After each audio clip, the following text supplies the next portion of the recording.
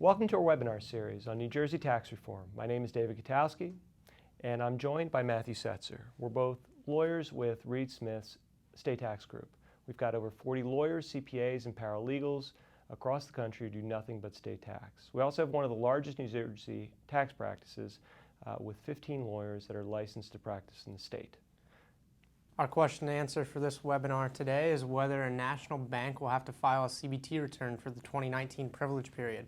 To understand that question, let's first dive into some of the history of how New Jersey has taxed national banks.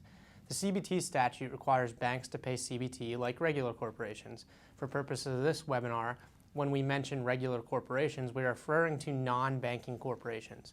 Unlike regular corporations, the CBT distinguishes between a privilege period and the tax measurement period for banks. For regular corporations, a privilege period is synonymous with the measurement period. However, for banks, the statute requires that the tax is based on the income earned by the bank using the calendar year preceding the current privilege period. So let's take 2016 as an example. For a regular corporation, the privilege period is 2016, and the tax is based on the income that the corporation earned during 2016, so from 1/1/2016 to 12/31/2016.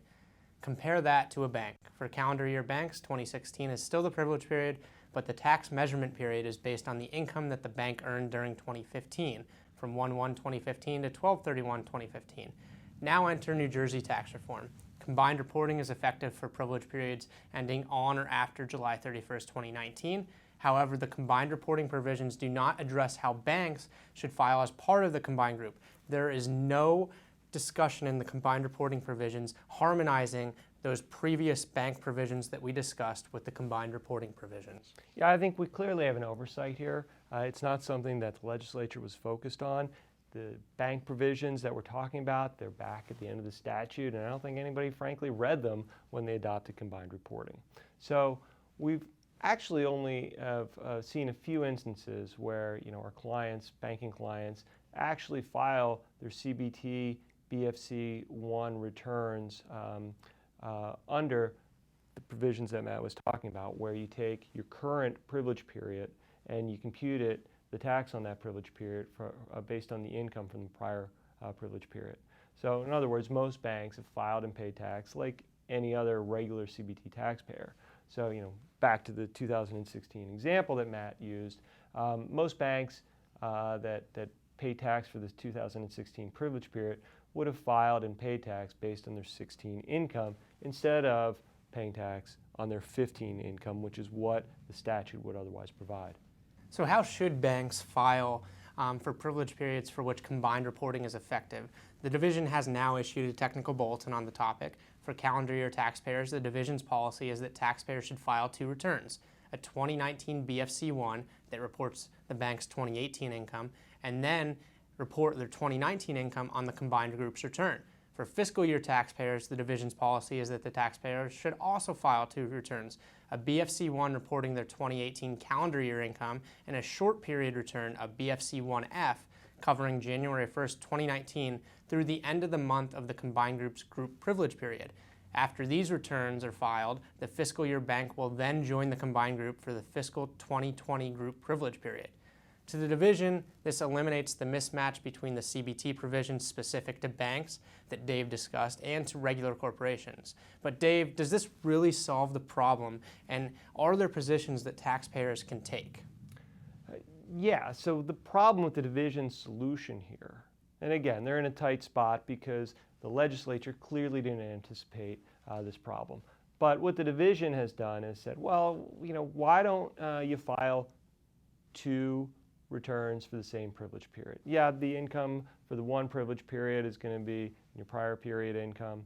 That's your separate company return. And then your 2019 privilege period with the combined group will be based on your 2019 income. So there's no leakage, so to speak, of income. But does it make sense? Is it fair? Is it consistent with the statute to have a single taxpayer file two returns for the same privilege period?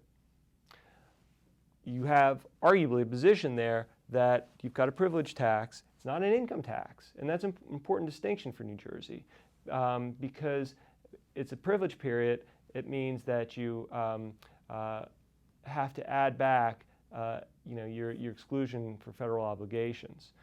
As opposed to a privilege tax, an income tax, you wouldn't have to add back your interest income related to federal obligations.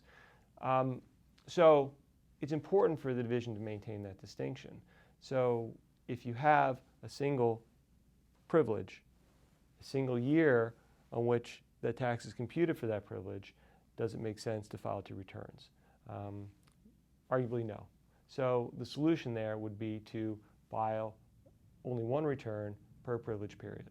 And that would mean not filing your 2019 tax return for the privilege period in 19 until it's due in 2020. And that would mean you get to skip a year in effect if you're a bank and not pay tax on your 2018 income. Now, division doesn't like that result. You ought to expect to have an auditor come knocking on your door, but it is a legitimate reading of the statute, and there is support for taking that as a return position. So that concludes this program. We'd like to thank you for joining us, and during the next webinar, we will be discussing combinations effect on foreign source income. Please check our webpage for links to other episodes, and if you have any questions or need a copy of any of the materials that we mentioned today, please feel free to call or email us. Thank you.